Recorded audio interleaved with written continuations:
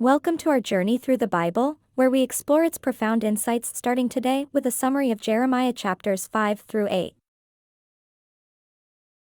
Imagine a world where truth and justice seem like fading memories, where people turn away from wisdom and embrace misguided paths. This is the setting of Jeremiah's prophecy. In chapter 5, Jeremiah bemoans the widespread sin in Jerusalem.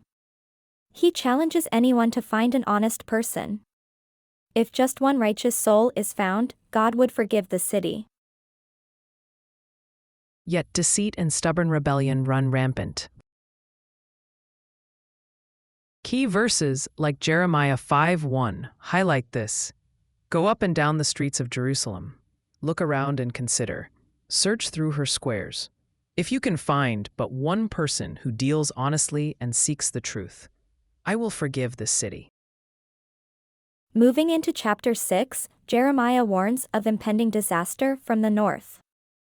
This threat is not merely a political crisis, but a divine judgment for their wrongdoings.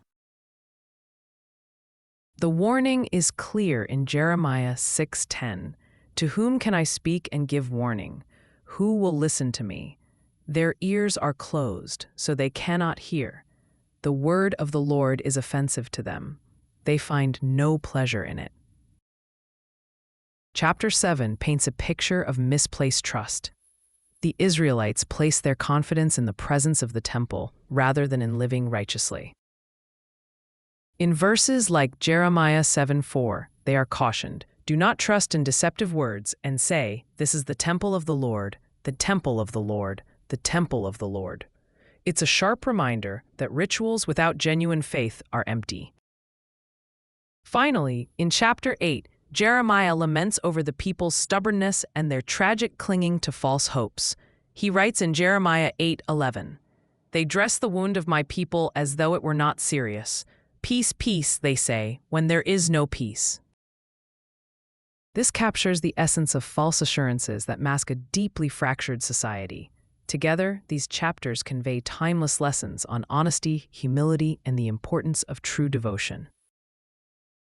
They urge us to evaluate where we seek protection and truth in our own lives.